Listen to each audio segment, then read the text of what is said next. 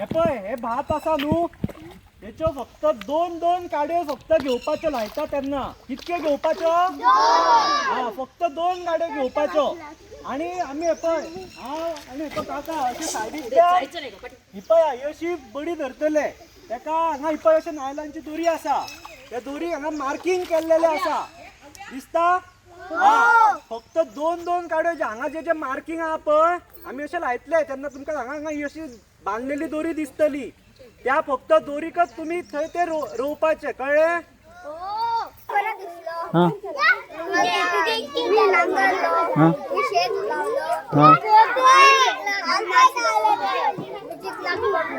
होय मजा आली शेत लावलो खूप मजा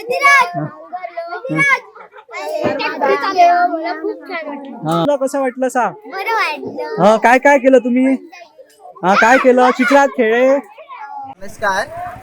आज श्री हनुमान विद्यालय पूर्व प्राथमिक व प्राथमिक शाळेची मुलं नाणूस येथील गोशाळेतील शेतीला भेट देण्यासाठी आलेली आहे। तर एक उपक्रम एक ॲक्टिव्हिटी म्हणून आपण आज त्या सगळ्या मुलांना इकडे आणलेलं आहे आणि सगळी मुलं अतिशय त्या शेतामध्ये भात लावण्याची प्रक्रिया त्यांची चालू आहे। सगळी मुलं एकदम भात लावण्याच्या पद्धतीमध्ये भात लावण्यामध्ये गुंतलेली आहेत। त्याचबरोबर काही मुलं जी आहेत ते ट्रॅक्टर चालवत आहेत।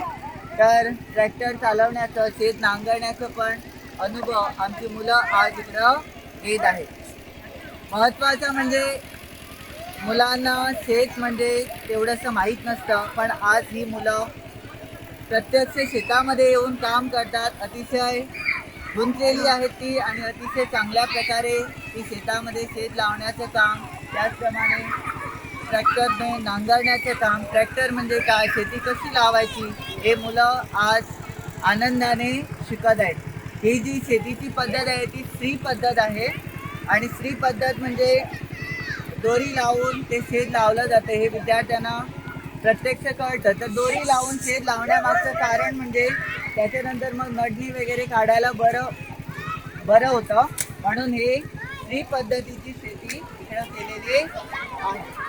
आज आमच्या शेतामध्ये नाणूस बेतकेकरवाडा येथे सगळी प्राथमिक विभागाची हनुमान विद्यालय वाळपई इथली मुलं जमली आहेत। मुलांनी शेतीमध्ये हा घेतलेला आपला उत्साह पाहून आम्हाला पण खूप आनंद झाला आहे की आजच्या काळात प्रायोगिक शिक्षण हे फार महत्त्वाचं असतं।